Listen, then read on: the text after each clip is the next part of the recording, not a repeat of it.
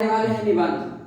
निबंध के रूप में निबंध का एक बेसिक क्लास, एक आधार क्लास हम आपको आज दे देते हैं, ठीक है, जिससे आपकी जानकारी हो जाए कि निबंध क्या है। क्योंकि आपके पाठ्य पुस्तक दिगंत में निबंध पढ़ना है। फर्स्ट जो चैप्टर है आपका बाल कृष्ण भट्ट का, वह क्या है, सॉरी बाल कृष्ण भट्ट का जो बातचीत है वह भी क्या है, निबंध ही है। और अर्धनारीश्वर इसका लिखा हुआ है रामधारी दिनकर का, वह भी क्या है, एक निबंध ही है। ठीक है, थोड़ा सा पहले हम लोग जान लेते हैं कि निबंध है क्या, निबंध की उत्पत्ति कैसे हुई। ठीक है, तो देखिए निबंध क्या है। निबंध, इतना ध्यान रखिए, निबंध, ठीक है, निबंध यानी ध्यान रखिए कि बंधन में बंध कर लिखना। ध्यान रखिए, एक मतलब स्वतंत्र तो व्यक्ति रहता है, व्यक्ति स्वतंत्र तो रहता है, लेकिन वह एक बंधन में रहता है। कैसे?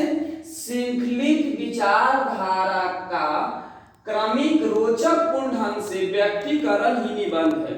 मतलब क्या है कि अगर ध्यान रखिए, यह ऐसी प्रक्रिया है जिसमें जैसे जो लेखक होता है, जो निबंधकार होता है, वह स्वतंत्र तो होता है, स्वतंत्र होता है, लेकिन अपने विषय वस्तु से वह बंधा हुआ रहता है।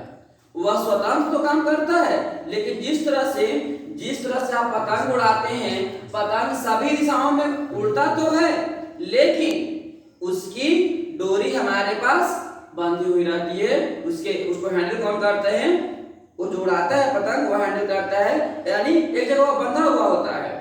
ठीक है, ठीक उसी प्रकार से निबंध में भी कल्पनाशीलता होती है। ठीक है, यथार्थ भी होते हैं, ऐसा नहीं है, यथार्थ भी होते हैं, कल्पना भी होते हैं, लेकिन सारी चीज एक रोचक पूर्ण ढंग से, एक क्रमिक ढंग से, ऐसा नहीं कुछ एक कुछ वहां, ऐसे नहीं, एक क्रमिक ढंग से एक विषय वस्तु की पूरी जानकारी जो है वह निबंध में दर्शाई जाती है।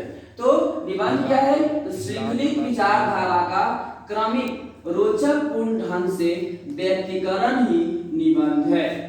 ध्यान रखिए, कुछ जैसे में एक अच्छे निबंधकार है, ललित निबंधकार हैं हजाए प्रसाद द्विवेदी, जिनका निबंध आप लोग पढ़े होंगे 10 क्लास में, नाखून क्यों बढ़ते हैं। ठीक है, तो इनका कहना है कि निबंध स्वाधीन चिंता की उपज है। मतलब जो भी कोई भी व्यक्ति जो स्वतंत्र रूप से किसी विषय के बारे में सोचता है, जैसे अगर हम आज सोचते हैं भारतीय कृषि के बारे में, तो भारतीय कृषि के बारे में जो कुछ हम स्वतंत्र रूप से चिंता करते हैं और उसी चीज को हम एक रोचक पूर्ण ढंग से, एक क्रमिक रूप से अगर हम उसको लिखते हैं, एक श्रृंखला के रूप में लिखते हैं, तो वह क्या है? निबंध है। इनका कहना है हजारी प्रसाद द्विवेदी का।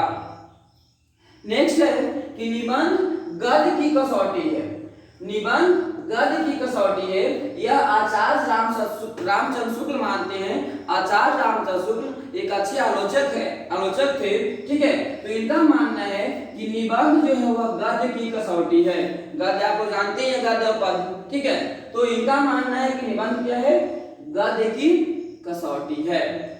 ठीक है, और ध्यान रखिए, जो एक विधा होती है आलोचना, तो मुख्य रूप से अगर देखा जाए तो आलोचना की उत्पत्ति जो है वह निबंध से ही हुई है।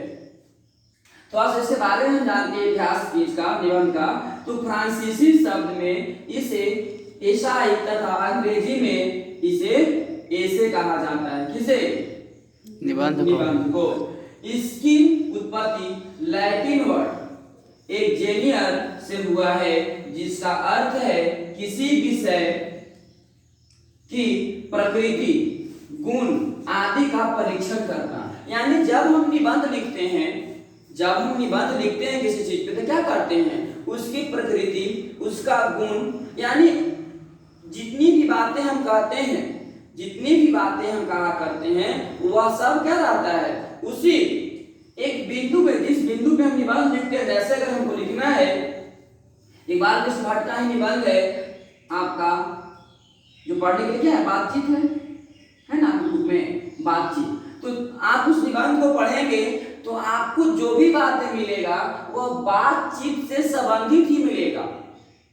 जैसे उसमें रॉबिन्सन का उदाहरण लेते हैं, एडिसन का उदाहरण लेते हैं। ठीक है, तो सारी बातें बातचीत के संदर्भ में कहते हैं। यानी इनका टॉपिक क्या है, बंधे हुए किस टॉपिक से, बातचीत से। और जो भी वो बात लिखेंगे, जो भी बात वह कहेंगे, वह इसी टॉपिक के संदर्भ में कहेंगे, इसी टॉपिक के इर्द गिर्द घूमते रहेगा।